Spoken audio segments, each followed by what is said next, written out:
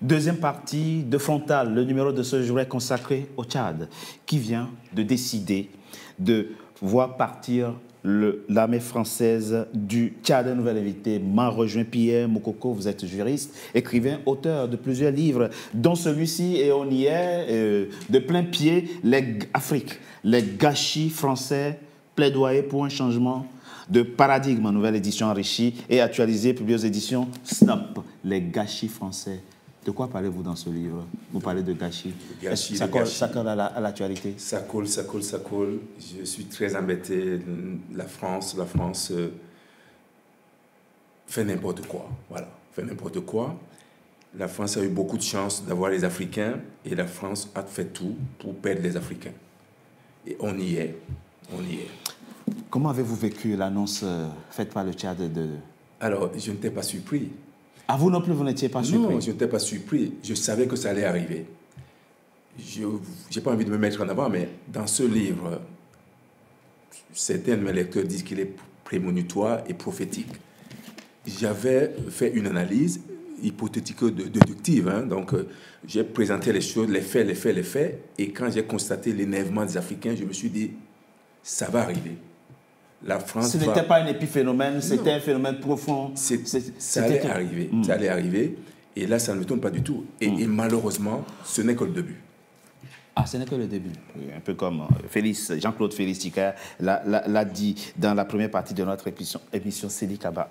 Pour comprendre quelque chose, très rapidement. Vous nous avez dit dans la première partie de notre émission, le Tchad avait été attaqué et l'armée française n'a pas répondu. La question c'est, comment se fait-il que, après tant d'années de partenariat et de coopération, on n'ait pas pu mettre en place un dispositif, un système de validation qui permet à l'armée française, en cas d'attaque, d'intervenir immédiatement, plutôt que d'attendre que l'ordre vienne de Paris à chaque fois? Absolument. Qu'est-ce qui s'est passé? Non, je crois que, et ça, au-delà du Tchad, les mêmes récriminations sont entendues dans les autres pays du Sahel. Vous savez, ce qui a conduit au rejet de la présence militaire française au Niger, particulièrement récemment, avec les manifestations monstres qu'il y a eu, c'est que l'opinion en était arrivée à se demander comment une telle présence militaire peut-elle se faire sur le territoire du Niger et que les Niger soient régulièrement attaqués, des colonnes de 50 motos, 100 motos, 150 motos, puissent se déplacer alors qu'il y a des moyens satellitaires qui sont répandus. Parce que, en réalité, l'erreur, je pense, c'est que le dispositif étranger, la présence militaire française, n'a pas été intégrée à la stratégie nationale. Elle ne s'est pas intégrée à la stratégie nationale. Elle est restée toujours dépendante de Paris. Elle devrait? Elle l'aurait dû. C'est-à-dire que si vous êtes sur le territoire du Niger et qu'il y a une attaque à quelques 100 km et que le Niger vous sollicite, vous devez être en mesure immédiatement de donner une réponse. Et non de référer à Paris qui va faire un circuit et que le lendemain seulement de l'attaque, on vous donne l'autorisation de venir alors que les djihadistes sont partis. Parce que si vous étiez dans le dispositif, en tout cas si vous avez mis un raccourci au moins de décision, ça vous permet immédiatement de s'en référer à Paris, de prendre un certain nombre de décisions. Mais c'est cette inaction qui a créé l'incompréhension et qui amène aujourd'hui à dire quelle est la valeur ajoutée. Parce qu'il y a de l'inaction en réalité. Ce n'est pas au Tchad seulement. Dans les autres pays, au Sahel aussi, on a appris comment on peut être attaqué et que l'armée française soit à côté, à Bamako, soit à Ouagadougou. Bon, d'accord. Vous êtes spécialiste du Sahel. Oui. Quelle est la philosophie qui est derrière cette stratégie? Oui, mais si on peut appeler ça stratégie. C'est-à-dire que le schéma est resté, c'est lui. Voilà, Paris a gardé. Les priorités sont définies par Paris et dans l'intérieur de Paris seulement, en essayant de dire qu'on doit être présent sur le Sahel, mais qu'il y ait le moins de morts possible. La technique de zéro mort, parce qu'à chaque fois qu'il y a un soldat français qui décède, il y a une énorme émotion ici. On organise un hommage national aux invalides, etc. Et pour l'opinion française, le prix politique n'est pas assumé. Oui, mais il n'a pas vocation non plus à se substituer aux armées nationales. Non, il s'agit d'accompagner. Il ne s'agit pas d'aller faire la guerre. Et je pense que c'est ça l'erreur que la France a commise. La France elle-même a commis l'erreur d'être prise à son propre piège. Elle n'a pas favorisé la montée en puissance des armées en leur fournissant l'équipement dont ils ont besoin, en leur fournissant les moyens dont ils ont besoin. Il y a eu pendant longtemps, et c'est par le passé, pour ceux qui suivent la question, ce n'est qu'au Niger, quand la France a été évincée du Mali, qu'elle a dit qu'on va maintenant faire, on va avoir un partenariat de combat. Avant, la France combattait à côté des armées africaines et non avec les armées africaines. Et ça a été son erreur. C'est après le Mali seulement qu'elle a dit, maintenant on va faire un partenariat de combat. Si vous prenez ce qui s'est passé au Mali et au Burkina, la France avait ses casernes éloignées de celles des armées africaines. La France avait sa caserne là-bas, l'armée du Mali avait sa caserne là-bas. C'est au Niger seulement, après l'échec du Mali, qu'elle a dit on va faire un partenariat de combat. Et même là, ça n'a pas marché. Ça n'a pas marché. Pourquoi? Finalement, parce que c'était trop tard. La question est devenue, comment dire, le niveau des... Ça, c'était sous Bazoum. C'était sous Bazoum. Et puis après, le général après l'échec du Mali, parce que l'armée française a quitté, le dernier soldat français a quitté en août 2022 le Mali, et ils se sont repliés au Niger. Le partenariat de combat n'avait pas commencé. La seule chose que le partenariat de combat a permis, c'est d'avoir une caserne mixte franco-nigérienne. Alors que ce qu'il aurait fallu, dès le début de la guerre au Sahel, c'était d'avoir des brigades franco-africaines dans lesquelles les armées françaises combattent avec les armées africaines. Non, la France a fait sa guerre, les armées africaines ont fait leur guerre, et finalement, personne n'a gagné la guerre. On s'est retrouvé avec aujourd'hui un terrorisme qui a quitté le Sahel et qui est en train de venir dans les pays du Golfe de Guinée, avec les attaques répétées contre le Togo, avec les attaques répétées contre le Bénin. Effectivement. Jean-Claude Félix Tikaya, tout ça arrive à un moment où des partenaires nouveaux prennent pied sur le continent.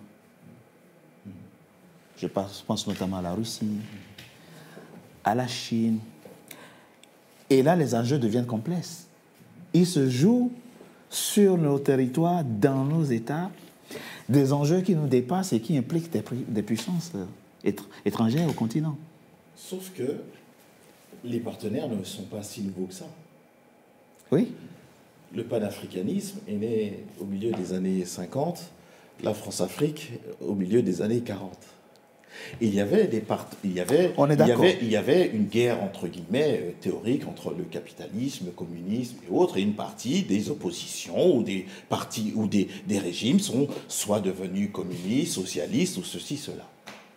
Et la partie qui est restée donc du côté de la France, donc de la Grande-Bretagne et des États-Unis. Ça a été dit, je souscris à ce que vient de dire Sédi Kaba. C'est-à-dire que la présence était d'abord géostratégique. Et là, depuis une panique idéologique, pas assez pensée, ben oui, on change de paradigme et on devient des partenaires. Sauf que c'était trop précipité et que le travail ne pouvait être effectué dans ce type de contexte ou avec des terroristes qui, eux, ont une connaissance de la région ou de leur propre pays ou de leur propre continent et combattaient les deux. Non seulement la présence française et autres partenaires, mais aussi les oppositions et autres. Donc, ça veut bien dire que sur le plan du paradigme, c'est vraiment la théorie, mais les représentations qu'il fallait travailler. Et bien de ceux qui sont encore en place n'ont pas opéré ce changement intellectuel. Et je vais même plus loin. S'il y avait un sondage ou un référendum en France hexagonale et outre-mer, sur quelle question? Sur la question, est-ce que la France doit changer ses rapports avec l'Afrique? Oui. En outre-mer, 100%. En France hexagonale, 95%. Donc, ceux qui sont en retard, c'est la partie politique, la partie diplomatique et la partie économique, qui sent déjà le vent tourner. Voyez déjà et posez des questions avec ceux qui sont en place et qui habitent dans les meilleurs endroits des capitales africaines et qui vivent très bien. Oui. Donc, quand j'entends parler du sentiment anti-français, non. C'est pas un sentiment, c'est une exigence politique. Oui. Quand il y a eu la colonisation, il n'y a aucun Africain qui a dit il y a un sentiment anti-africain. On est contre le colonialisme. Et là, il y a encore un propos politique. Oui. On est contre ces rapports sociaux, politiques et géopolitiques. Donc, il faut bien nommer les choses et ne pas vouloir transformer tout un continent tout d'un coup, l'affubler d'un racisme. Parce que c'est ça.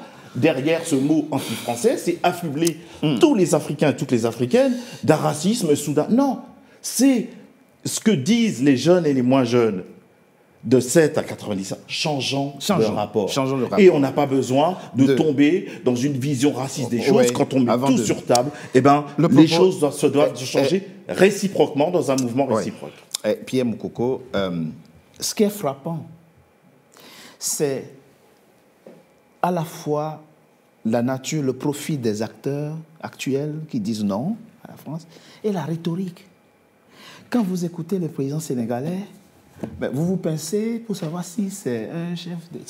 C'est à la France qu'on est en train de parler comme ça. Oh, c'est là que ça commence à s'éclaircir. Quelque chose a changé. Absolument. Il y a longtemps. Il fallait... Mais là, on a une nouvelle génération de leaders qui n'est plus du tout complexée et qui ne s'embarrasse pas de formules diplomatiques pour marquer une forme de déférence, mais qui disent cash et Alors, net les choses. La bonne question qui convient C'est de frappant. poser, en réalité, c'est pourquoi la France a voulu rester en Afrique? Pourquoi faire? Pour les Africains ou pour la France? Je vais quitter un peu le Sahel, si vous voulez. Souvenez-vous, en 1964, le premier président gabonais, Léon Mba, Oui. est tombé. Une putsch au niveau interne. Eh bien, qu'est-ce qui s'est passé? La France est venue le sauver. Oui. La France est venue le sauver. Dans un premier temps, oui. Ils l'ont sauvé, ils l'ont remis, etc. Alors que normalement, la convention qui liait le Gabon et la France disait lorsque l'État gabonais est attaqué De l'extérieur. et non de l'intérieur. On est d'accord. Monsieur le président Gbagbo a été attaqué, ça venait de l'extérieur. Eh bien, madame la ministre de la Défense, Alio Marie, a dit non, c'est une affaire ivoirienne. Vous voyez, la France regarde que ses intérêts. Que ses intérêts. Et là, les Africains l'ont compris et ils en ont assez. Et ça donne ce que c'est en train de donner. Non, moi je suis absolument d'accord avec ce que vous avez souligné. Il y a aujourd'hui des dirigeants africains décomplexés. Totalement. Qui ne sont pas... Il n'y a pas... C'est pas une hostilité à la France. Non. Mais ce que les gens veulent, c'est un partenariat gagnant-gagnant Exactement. avec un respect réciproque. Si vous avez écouté le président sénégalais, il parlait de réciprocité dans le comportement, dans beaucoup de choses. Or, cette réciprocité a manqué. La diplomatie verticale que la France a eue dans ses relations avec ses anciennes colonies, elle ne peut plus marcher avec des injonctions. Ce qui a pu alimenter les incompréhensions avec les pays du Sahel, c'est cette posture d'injonction envers les pays souverains qui n'a pas passé.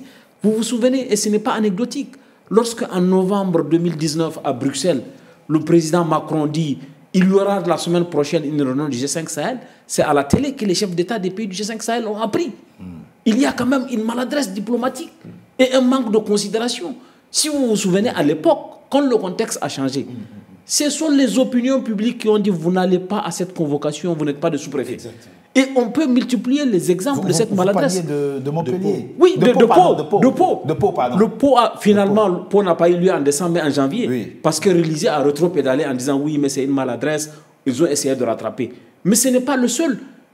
En octobre 2020, et tout le monde a été témoin, à Bamako, le premier ministre de la transition, Mokhtar Wane, fait une conférence de presse avec le ministre français des Affaires étrangères, Jean-Yves Le Drian. Et le Premier ministre du Mali dit officiellement, puisque les assises nationales nous ont mandatés pour négocier avec les djihadistes, on va ouvrir un canal de discussion. Le ministre des Affaires étrangères le reprend pour dire que la France n'est pas d'accord pour que le Mali négocie. Donc, quand vous avez des choses comme ça, les Maliens veulent négocier au nom du Mali, ils ne négocient pas au nom de la France. La France n'a pas à être d'accord ou ne pas être d'accord. Donc, il y a eu une multiplication de ce genre de maladresse. Ils sont des acteurs impliqués dans bien sûr, mais qu'ils soient d'accord ou qu'ils ne soient pas d'accord, c'est au pays souverain de négocier. Si la France a un point de vue, elle peut dire. Mais il y a eu donc, pendant cette...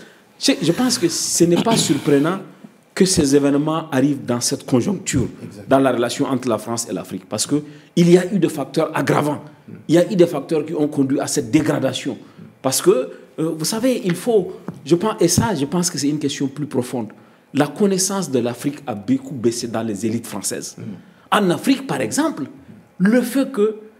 on peut multiplier les exemples. Il faut connaître les canaux, c'est ça aussi la diplomatie. Et il faut connaître aussi les subtilités dans la relation avec l'autre. Je termine par cette anecdote, sinon je peux en donner plusieurs.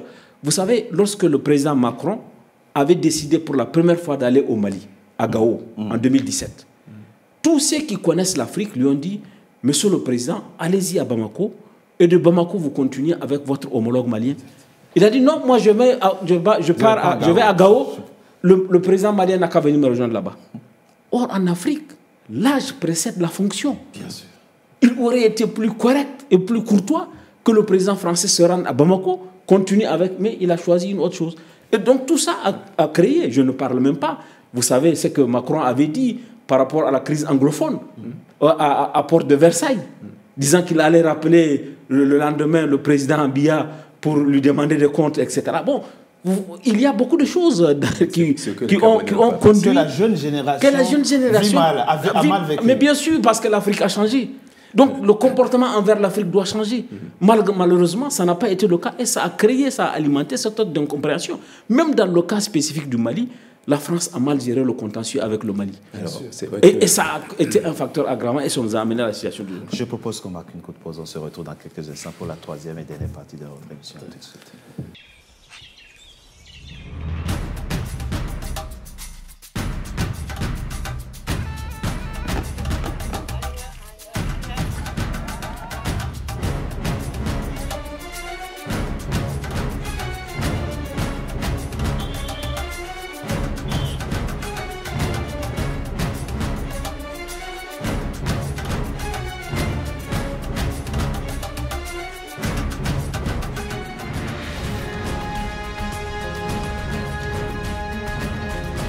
NCA, la nouvelle chaîne africaine.